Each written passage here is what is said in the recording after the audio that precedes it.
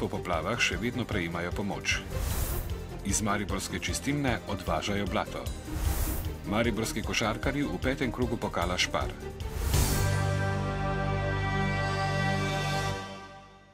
Pozdravljeni. Uporniški duh se iz Maribora širi v druge kraje po državi. Na spletu krožijo vabila na proteste v Kranju, Celju, Murski Soboti in Kopru. Množica bo ponovno prišla na ulice tudi v Mariboru in Ljubljani, kjer je prvo zborovanje potekalo včeraj. Premijer Janez Janša pa se je medtem sestal z ministrom za obrambo, od katerega je želel poročilo, kako so zavarovani vojaški objekti ter objekti, kjer se hrani orožje in strelivo, saj so imeli protestniki tudi eksplozivne naprave. Z izgredi na protestih, zlasti zadnjih v Mariboru, pa se je danes ukvarjala tudi vlada. Poglejmo. Kakih 1000 protestnikov je sinoči na Kongresnem trgu izražalo podporo mariborskim protestom ter nezadovoljstvo nad našim političnim vodstvom. Najbolj na udaru je bil minister za notranje zadeve Vinko Gorenak, ki so mu sporočali fertike. Večjih izgredov v prestolnici sicer ni bilo, tudi policija se je kljub provokacijam vzdržala ukrepanja s silo. Umirili so le nekaj najbolj razgretih posameznikov, pridržanih je bilo 6 ljudi, poškodovana pa sta bila policist in naključni mimoidoči, ki ga je zadela granitna kocka. Že v petek pa se napoveduje nov protest proti vladi, prav tako na Kongresnem trgu. Problem je, da ljudje res nimajo občutka, da živijo v pravni državi, da se ne kaznuje stvari, ki so res narobe in je pač to se je nabiralo toliko časa, da je potem danes izbruhnilo. Včeraj je gospod minister povedal, da so to ilegalni protesti. Se mi je zdelo zanimivo priti na ilegalen protest. Vlada se je danes seznanila z dogajanjem na ponedeljkovih protestih v Mariboru. Notranji minister Vinko Gorenak je namreč pripravil poročilo o tem, kaj je privedlo do izgredov in kako se je odzvala policija. Vsebina poročila ni znana, ga je pa vlada potrdila. Ministri so vse, ki protestirajo ali še bodo, pozvali k mirnim demonstracijam in da naj svoje mnenje izražajo, kot se za normalno pravno državo spodobi.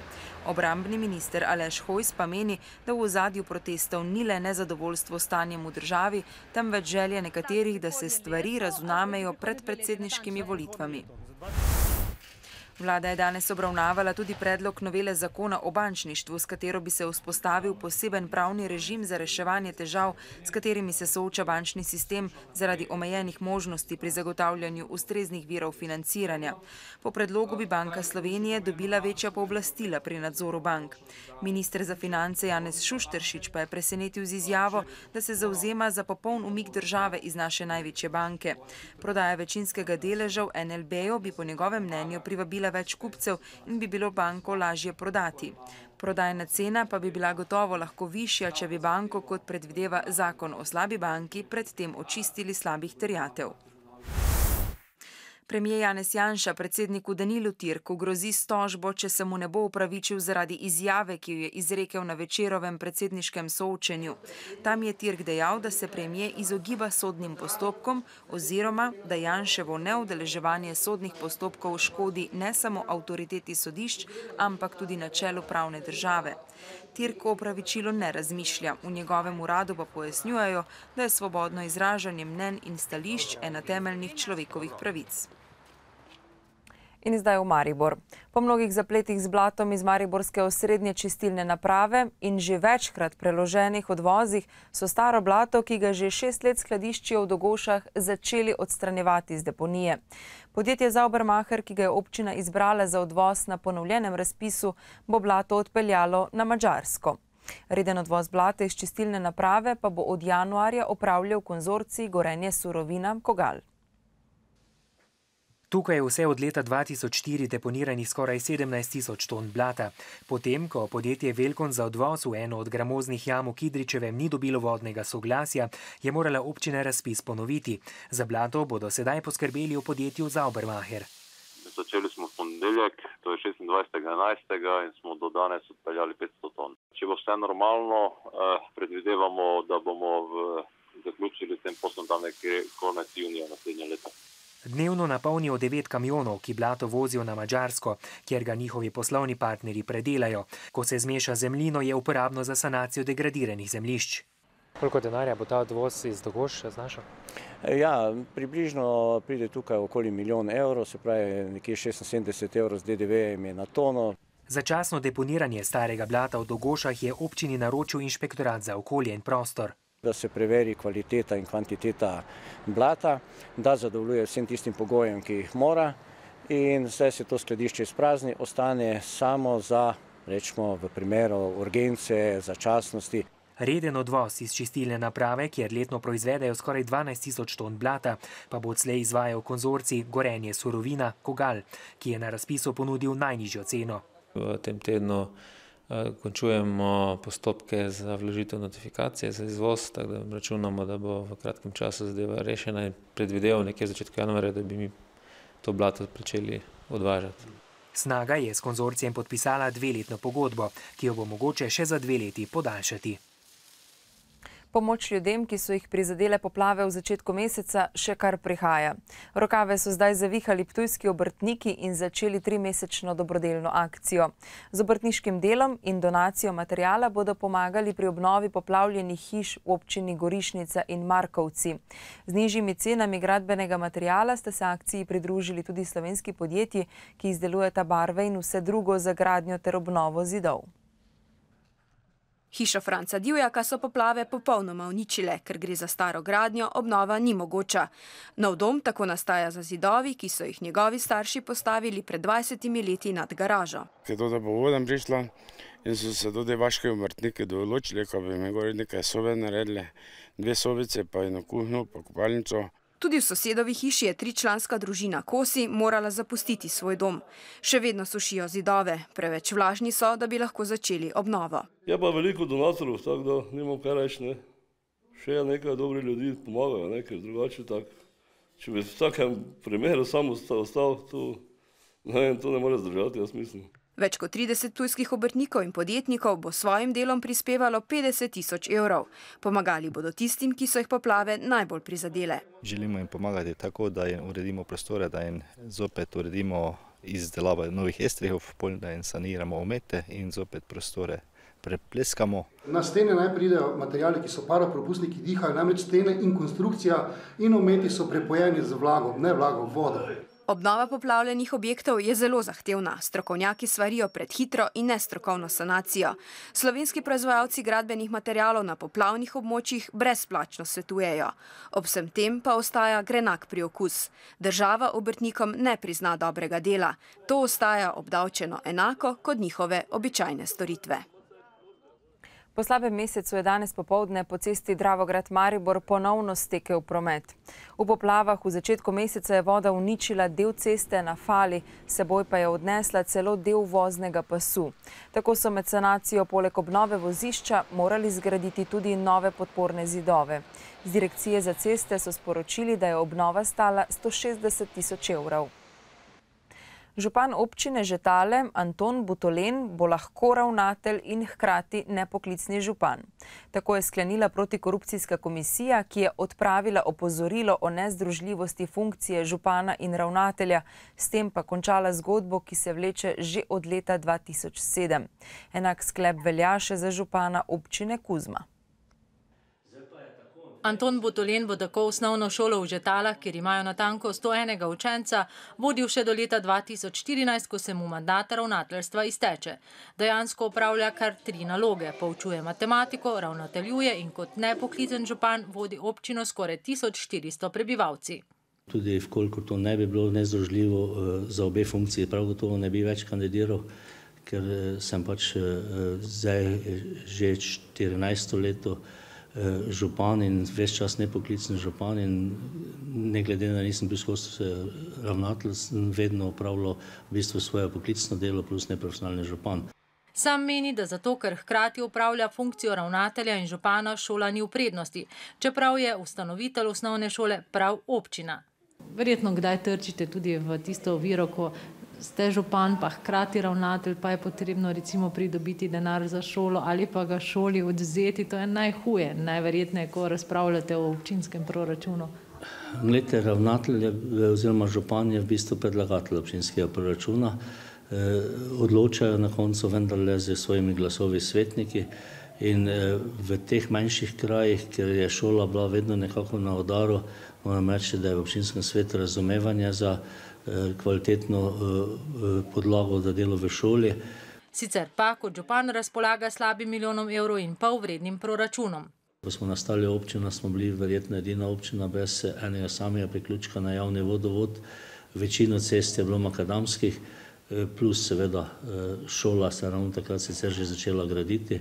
Nismo imeli vrtca, nismo imeli prostorov za občino, do Mrliške Vedice in ne vem, kaj bi še lahko našteval. Cest, ki bi jih bilo potrebno urediti, in investicij, ki bi jih želeli uresničiti, v občini ne manjka. Le blagajna je veliko preskromna za potrebe območja, ki še vedno spada med nerazvite. Oktobra smo v naši oddaji poročali, da starši, ki pripeljejo otroke v osnovno šolo Ludvika Pliberška, svoje avtomobile neodgovorno parkirajo pred gasilskim domom Radvanje in tako gasilcem ovirajo dostop. Danes smo tam vendarle zasledili tudi redarsko službo.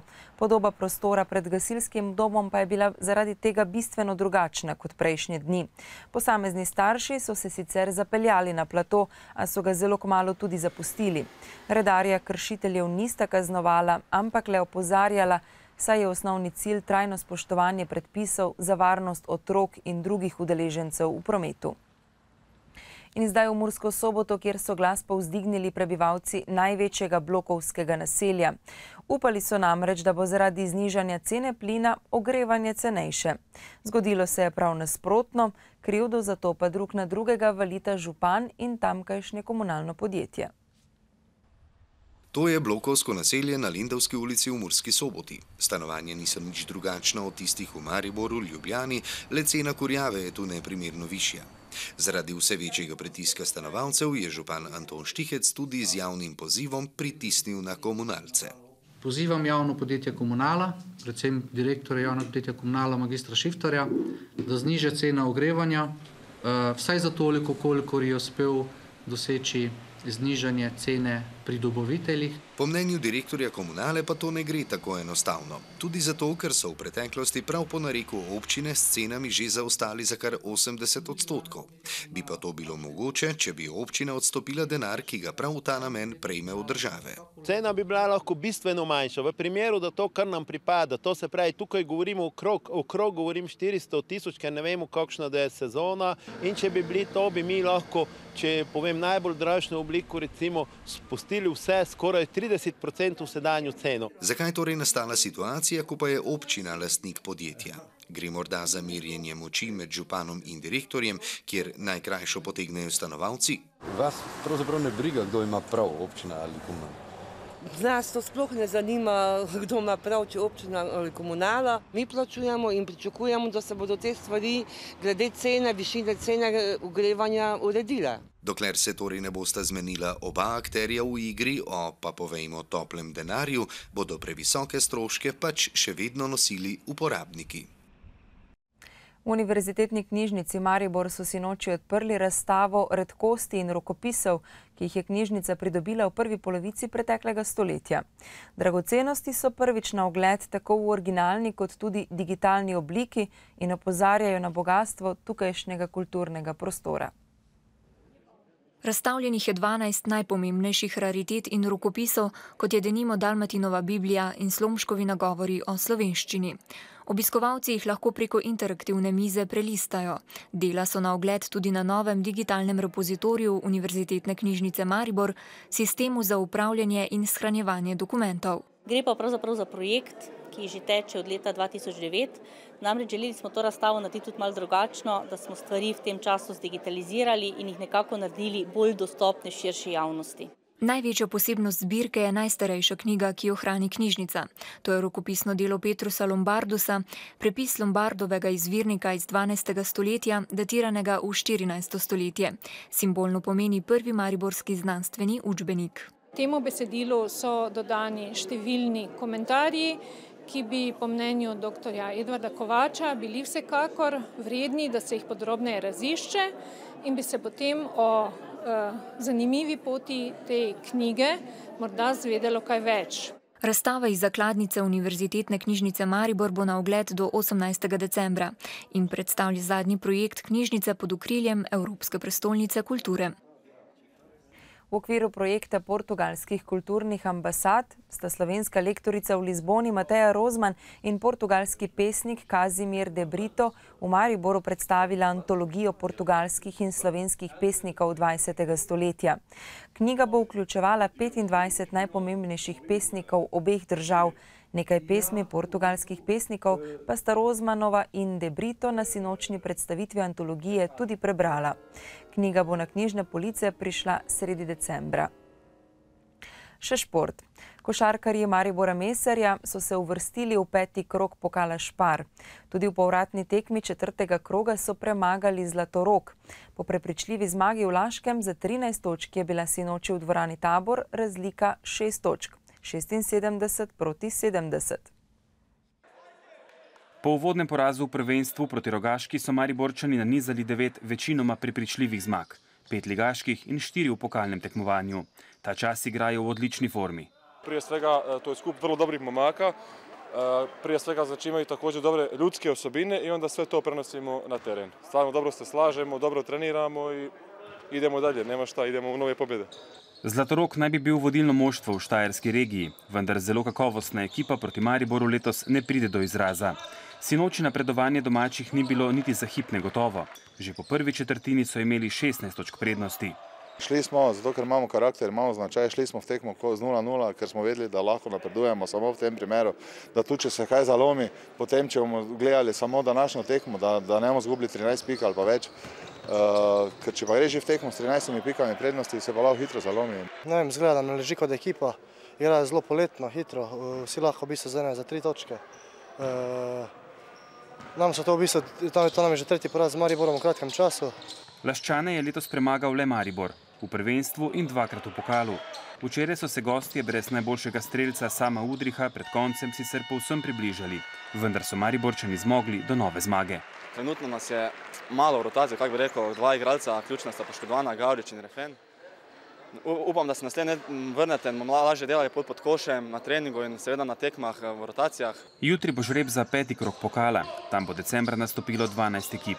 6 se jih bo februarja priključilo Krki in Olimpiji na zaključnem turnirju. Za konec poglejmo še na tuje.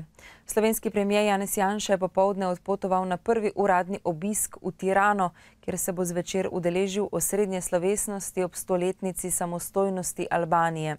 Med dvodnevnim obiskom se bo srečal z albanskim državnim vrhom in skušal okrepiti gospodarsko sodelovanje med državama. Albaniji pa bo ponudil tudi pomoč pri približevanju Evropski uniji.